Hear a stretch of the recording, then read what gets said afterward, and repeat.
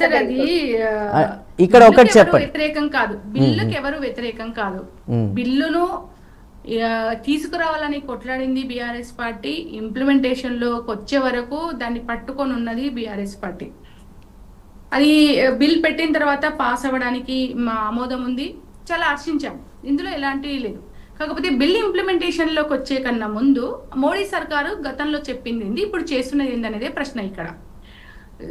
అంటే 2011లో జరిగినటువంటి జనాభా ప్రాతిపదికన బిల్లును ఇంప్లిమెంట్ చేయడం సాధ్యం కాదనేది చర్చ. మరి మళ్ళీ జనగణన చెయ్యాలనేది చర్చ. ఈ జనగణనలో భాగంగా నియోజకవర్గాల పునర్విభజన జరిగితే ప్రతి రాష్ట్రంలో కూడా నియోజకవర్గాలు పెరుగుతాయి. ఆ నియోజకవర్గాలు పెరిగిన దాంట్లో భాగంగా 33% రిజర్వేషన్ ఇంప్లిమెంట్ చేస్తే గనక ఇంకా మహిళలు లబ్ధి పొందుతారు. ఈ అంశాన్ని ఖచ్చితంగా ఆ ప్యానెల్లో ఉన్న ఇద్దరు మహిళా నాయకులు కూడా అర్థం చేసుకోవాలని చెప్పేసి నేను ప్రత్యేకంగా కోరుతున్నాను. అంటే మనము ఒక మహిళా నాయకులుగా గుడ్డిగా దేన్ని నమ్మకూడదు, దేన్ని సపోర్ట్ చేయకూడదు.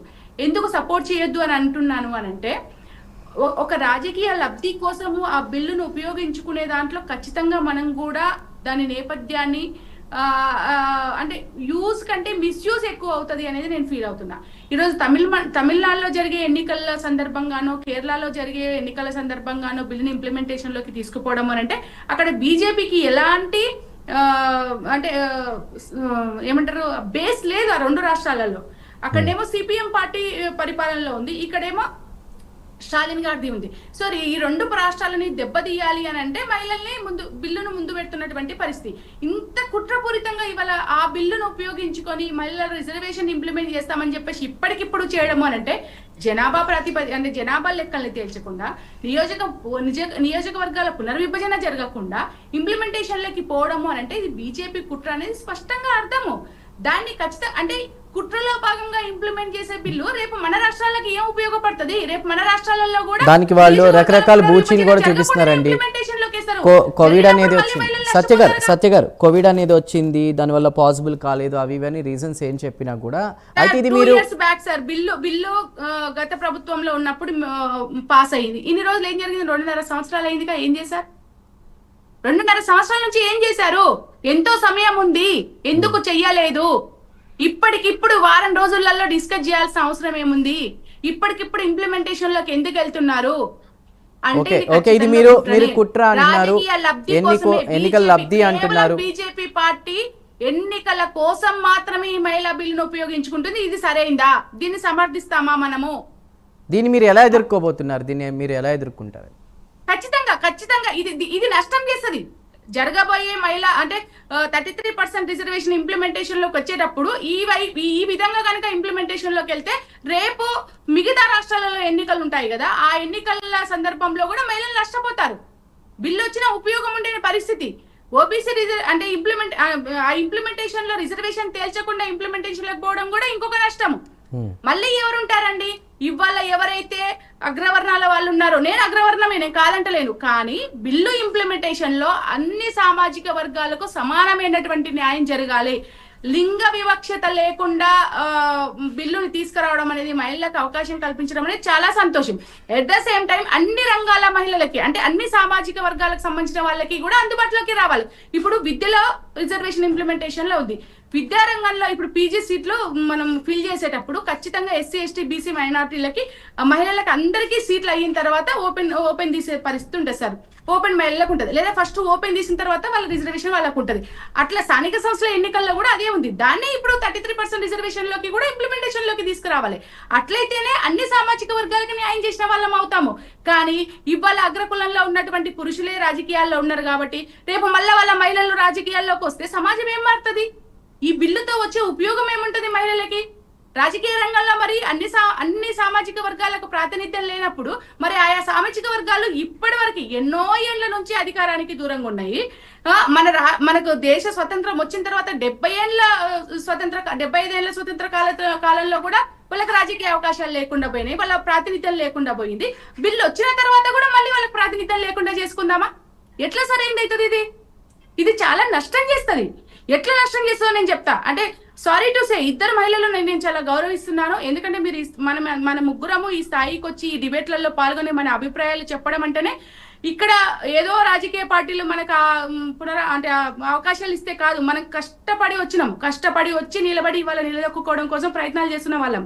అయితే ఇవాళ ఈ రాజకీయాలలో కూడా జనసేన పార్టీలో కావచ్చు, అటు తెలుగుదేశం, ముఖ్యంగా తెలుగుదేశం కంటే కూడా జనసేన పార్టీలలో మహిళల మీద జరుగుతున్నటువంటి అనేక రకాల హింసల్ని మనం చూస్తున్నాం. నిన్న కాక మొన్న శ్రీధర్ గారు కావచ్చు, ఇవాళ కూడా ఒకటి నేను ఫేస్బుక్ లో చూశాను. సరే అవి ఎంతవరకు నిజము ఎంతవరకు అబద్ధము అంటే, ఎవరు మహిళలు బయటకు వచ్చి నన్ను శారీరకంగా ఉపయోగించుకున్నాడు, నా మీద దాడులు చేస్తున్నాడు, ఎంత ఘోరంగా ఇవాళ సోషల్ మీడియాలో వచ్చినటువంటి క్లిప్పింగ్స్ నేను ఈ డిబేట్కి వచ్చేటప్పుడే చూశాను. అసలు భయంకరంగా కొట్టాడు ఒక అతను, ఎవరు నాయకుడు, జనసేన నాయకుడు, నాయుడు అని పేరుంది. అసలు అంటే అట్లాంటి హింసలు అనేవి చాలా సర్వసాధారణం అయిపోతాయి మహిళల మీద. ఇది సరైనది కాదు. ఒక హక్కుగా మహిళా బిల్లు వచ్చింది, ఆ హక్కును మనం ఉపయోగించుకోవాలి. ఆ హక్కు అన్ని సామాజిక వర్గాలకి అందే వైపుగా ఉండాలి.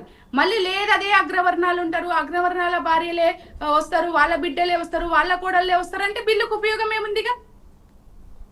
ఏం లాభము? ఇన్నేళ్లుగా మహిళా నాయకులు కావచ్చు, మేధావులు కావచ్చు, కొన్ని సామాజిక పార్టీలు కావచ్చు, జనసేన మన టీడీపీ కానీ, లేకపోతే కాంగ్రెస్ కానీ, బీఆర్ఎస్ కానీ, లేకపోతే జేడీయూ కానీ, లేకపోతే సిపిఎం కానీ, సిపిఐ కానీ, లేదంటే మిగతా వామపక్ష పార్టీలు కావచ్చు, కొట్లాడి తెచ్చుకున్న ఈ బిల్లును. సరే బీజేపీ ప్రభుత్వంలో బిల్లు వచ్చి ఉండొచ్చు, కానీ అంతకన్నా ముందు జరిగినటువంటి ఉద్యమాలు, అంతకన్నా ముందు స్థానిక సంస్థల ఎన్నికలకు సంబంధించినటువంటి ఆమోదం చెందిన బిల్లు, ఇవన్నీ ఉన్నాయి కదా. కాబట్టి నేను బిల్లుకు వ్యతిరేకం కాదు, కానీ బిల్లు ఇంప్లిమెంటేషన్ లో జరిగే అంశాల పట్ల మనం చాలా అప్రమత్తంగా ఉండాలి. అప్రమత్తంగా ఉండకపోతే వాళ్ళ అధికారం కోసం మనల్ని ముందు పెట్టి, మనల్ని బూచిగా చూపి మనకు ఏదో రాజకీయ అవకాశాలు కల్పిస్తున్నామని చెప్పి అప్పటికప్పుడు ఇంప్లిమెంటేషన్ లోకి తీసుకొస్తే దానివల్ల మహిళలకి నష్టమే తప్పితే లాభం లేదు. సత్య గారు చాలా వ్యాలిడ్ పాయింట్స్ మాట్లాడారు. భవిష్యత్తులో అంటే రానున్న రోజుల్లో ఈ బిల్లు మహిళలకు సంబంధించింది, ఇదేమన్నా పార్టీల మధ్య ఒక అజెండాగా మారేటువంటి అవకాశం ఉందా, లేదంటే ఇప్పుడు ఈ నారీ శక్తి అనే సందేశం ఏ విధంగా ప్రభావం చూపబోతుంది ఎన్నికల మీద అనే దానికి మీరేం చెప్తారు? సరే ఒక్కటే నేను చెప్తున్నా, 10 ఏళ్లలో బీజేపీ గవర్నమెంట్ తీసుకొచ్చినటువంటి అనేక పాలసీస్, అదే విధంగా వాళ్ళు ఇచ్చిన హామీల ఇంప్లిమెంటేషన్ లో కంప్లీట్ గా ఫెయిల్ అయింది. ఇందులో ఎలాంటి డౌట్ లేదు. కాబట్టి వాళ్ళు మళ్ళీ అధికారంలోకి రావడం కోసము ఇలాంటి బిల్లును ఉపయోగించుకొని లబ్ధి పొందుదామంటే మాత్రం ఖచ్చితంగా దాన్ని వ్యతిరేకించాల్సిందే. దాన్ని మేము ఖచ్చితంగా ప్రశ్నిస్తాము. ఎందుకు ప్రశ్నిస్తాము అనంటే, అన్ని సామాజిక వర్గాల వాళ్ళకి ఆ బిల్లు చేరాలి, అందరూ లబ్ధి పొందాలి. రాజకీయ రంగంలో మహిళలు రాణించడము అనంటే అందరికీ సమాన అవకాశాలు ఉండాలనేది నేను కోరుతున్నాను. కాబట్టి ఆ వైపుగా లేకుండా, ఇష్టం వచ్చినట్టు జనాభా ప్రాతిపదికన కాకుండా, నియోజకవర్గాల పునర్విభజన జరగకుండా ఇష్టం వచ్చినట్టు చేస్తాము, మళ్ళీ బీజేపీ పార్టీ అధికారంలోకి వచ్చి మళ్ళీ వెళ్తానంటే మాత్రం సరైంది కాదు. నిజంగా చెప్పాలంటే బీజేపీ భావజాలానికి వ్యతిరేకమైనదే అండి ఈ బిల్లు. సరే ఏదో చేసింది, ఎందుకు చేసింది అని అంటే లబ్ధి కోసమే చేసింది, అది ఇప్పుడు బయటపడుతుంది. నేనేమంటున్నా అంటే, నిజంగా మహిళల్ని ఎంత గొప్పగా బయట మాట్లాడతారో, రాజకీయ రంగాలలో మాట్లాడతారో, వాళ్ళ భావజాలం ఏదైతే అది కాదు. ఇంటికి పరిమితం చేసే సనాతన ధర్మం కదా బీజేపీది. మహిళల్ని ఇవాళ ఏదో గొప్పగా నారీ శక్తి అని చెప్పేసి మాట్లాడితే ఎట్లా నమ్మగలుగుతాం మనం చెప్పండి? అదే పార్టీలో ఉన్నటువంటి ఆ మహిళా కమిషన్ మేడం ఎవరైతే ఉన్నారో, ఏంది ఆమె పరిస్థితి? ఎంతమంది శారీరకంగా వాడుకున్నారు అంటే, ఇలాంటి విషయాలు నేను మాట్లాడదు. నిజంగా చాలా ఇబ్బందికరంగా ఉంది. అంటే నేను ఏంటంటే, మనసులో ఒకలాగా, వాళ్ళ భావజాలం ఒకలాగా, బయటికి ఇంకొకలాగా ఉండడం. సనాతన ధర్మం అది ఎందుకు అంటే, ఇప్పుడు ఆ మోదీ ప్రభుత్వం అంటే ఇప్పుడు వారే కదా, ద్రౌపది ముర్మునే కదండి మనకి రాష్ట్రపతి, ప్రథమ పౌరాలుగా ఉన్నారని మాట్లాడుతున్నారు. అలాగే ఆలోచించుంటే ఆవిడ్ని ఈ రోజు నేను ఈ విషయంలో ద్రౌపది ముర్ము గారు కావచ్చు, లేకపోతే మిగతా వాళ్లకు వచ్చే అవకాశాలు కావచ్చు, మనం హర్షించాల్సిందే. అట్లాని ఒక్కళ్ళకి అవకాశం ఇచ్చి 100 మందిని నష్ట చేస్తాము అని అంటే ఎందుకు యాక్సెప్ట్ చేస్తామండి? రైట్, ఓకే శిరీష గారు, అవుతుంది అది రైట్.